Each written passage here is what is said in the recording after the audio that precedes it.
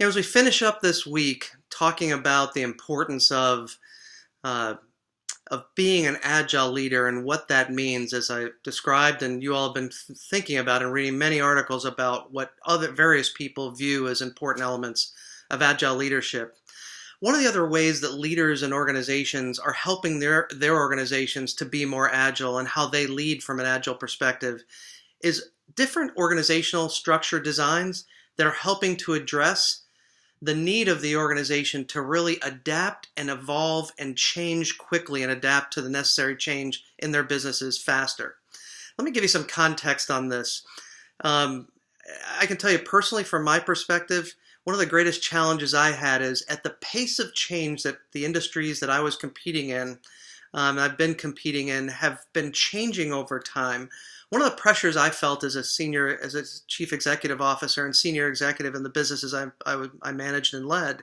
was the fact that, wow, at this pace of change, I need to get many more people in my resources in my organization helping me to define and identify the path and where we needed to go, as well as sense what's going on in order to make sense of it and then define a strategy, decide, and then act. So ultimately, as I felt those pressures as an executive and thought I need to be much more inclusive as a leader of my organization, I started to think of ways, how can I empower or push down responsibility and leadership deeper in the organization to help me in this process? And one of the ways we did that is looking through different ways we could organize ourselves, as opposed to the very traditional line organizations, meaning top-down kind of organizations. I thought about, boy, when you think about the concepts of teams and being an agile leader, and the importance of engaging more broadly across the organization, the people and resources in it,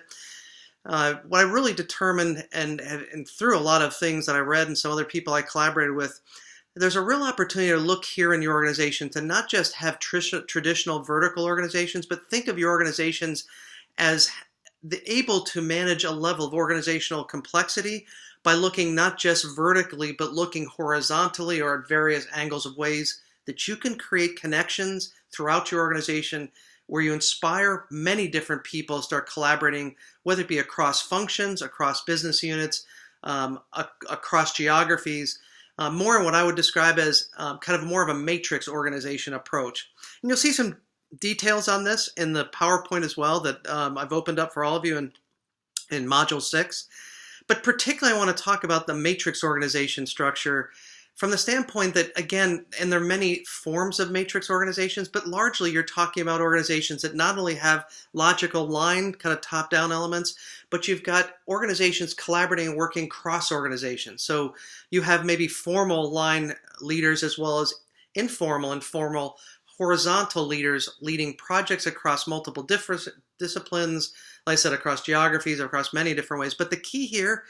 with matrix organization structures is to create the connections in your organizations that don't necessarily always connect. And boy, many of you have talked about the importance of that from a leadership perspective, and this ability to engage others and broaden the connections across the organization. How important that is? Well, gosh, matrix organizations help to drive that. And part of the desire and part of the objective in a matrix organization is for leaders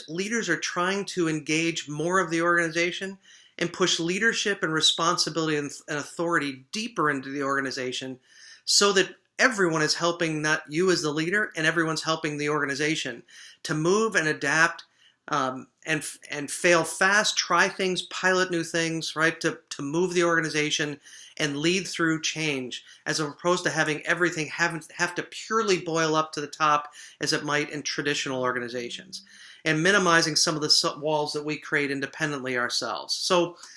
as you think through matrix organizations, I know there's some good video, there's a great video on it that I've shared with you online. A couple of things I want you to think about. There's also, I think if you remember back, this process favors the connected mind, that real ideas and new ideas and great ideas happen as a result of ideas colliding with each other. There are a couple of key ingredients that are essential for more complex matrix organizations really to work. And why do I say they're a little more complex? Well, some of the things that your people, if you move to more of a matrix organization structure where you're not just reporting to a traditional line organization, but reporting to other project leaders or teams across the organization is it's a little more challenging for people to recognize, hey, I know who I report to, I know my line of command, I know how my work is visible and how it contributes to others. There's a little more complexity. But in that complexity, I think is the beauty that if you can inspire people to be able to collaborate and work in a matrix structure, the level of creativity and the collaboration and the connections that are created across the organization create a super opportunity not only to evolve and change effectively, but to innovate and take advantage of best practices in the organization. But in order to be a really high-performing matrix organization, you have to be able to establish and foster trust. Things that we talked about in the very first modules about self-awareness and engaging others is so important. In a matrix organization, given some of the complexity, it's so important to be really effective and clear in your ability to communication. In order to effectively communicate with and to your people, succinctly, not just across the organization as part of your teams, but up and down, so that you effectively keep those informed that need to be informed and keep people on track and accountable through really effective communication practices. You have to manage execution and performance towards the shared goals that you have, not just within your line organization, but across functionally the company to meet the corporate goals and objectives. That execution and performance towards shared goals and understanding everyone's goals and objectives as they come together in this matrix structure and matrix kind of cross-organizational connections to perform and meet not only the team's goals, but put it in the context of the larger company goals. You have to share alignment across teams, right? While you're collaborating across multiple business units, you have to understand how they connect, how they align, how you all tie to work in connection with the corporate and business strategy collectively. And the reality is, and this is what I felt as an executive, you have to be able to lead through ambiguity. In this complex world and fast-changing world, things aren't always obvious. There's a lot of ambiguity. It's not absolutely always so clear to get to complex, to solve complex problems or come up with innovative solutions. But that means you have to be comfortable and embrace levels of ambiguity and not let it scare you off from a leader perspective. Ultimately, too, since you're in an organization that now is not necessarily focused particularly on line and who's got authority and responsibility, but also your ability is now, when you're working in cross-functional matrix teams across the organization, you have to have this ability, as we talked about in previous module, about your ability to influence. Well, in these cases, often you've got to be a great influencer without authority. And the ways that we talked about influencing, you have to be able to use your influence as a leader to engage and engage others to commit to where you're going and where the organization needs to go and buy into that strategy without the authority necessarily to have them engage. That ability to influence that authority becomes incredibly important in a matrix organization structure. And lastly, ultimately, even though you're working not only in silos anymore, but you're working across the organization, creating greater connections, you still have to build common processes and ways for measuring your performance as an organization. So as you move in and out of different teams throughout the business and organization, that you have common processes and methodologies, right, that allow you to not just feel comfortable, but connect to what you're doing and what you're creating, how it's going to connect to the organization in a way that the organization works today, or understand what change it's going to drive in terms of those process and metrics, and coordinate and communicate those across the organization as well.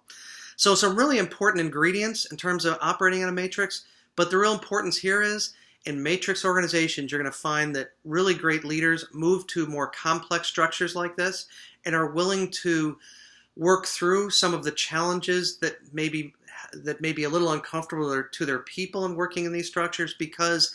they really are looking to engage more of the organization to participate in where the organization is going and how it needs to change, and connecting more people in terms of participating in that process and pushing authority down. Ultimately, when I looked at the folks that worked for me in an organization like this, in a matrix organization, when they came to me with problems or wanting me to be involved in helping them solve something, my first questions were always, what alternatives have you come up with? What do you think you should do? What did the team debate in terms of potential alternatives or solutions? Because I'm genuinely interested in what they think and where they think we need to go. because that's part of the empowerment process of really expecting everyone in the organization to step up to be part of helping to contribute to where the organization's going and how it's solving for some of the volatility and uncertainty and complexity and change that's necessary as we're going to compete and be relevant as a company on a go-forward basis. So some important things to think about. Many of you probably have worked in some forms. Matrix organizations aren't particularly new, but I can tell you more organizations are looking at more ways to organize to create these connections that don't always happen in organizations. Again, to empower and engage more of the organization to help the organization stay relevant and make necessary changes in order to make sense, decide and act on what you need to do go forward to keep your business relevant ultimately. So think through that, and I think it'll help you understand a little more why we're talking about matrix organizations in the context of being agile. This is simply a way to use organizational structure to the company's benefit to engage more people at helping the organization to move faster and adapt to change more quickly. Talk to you again here soon.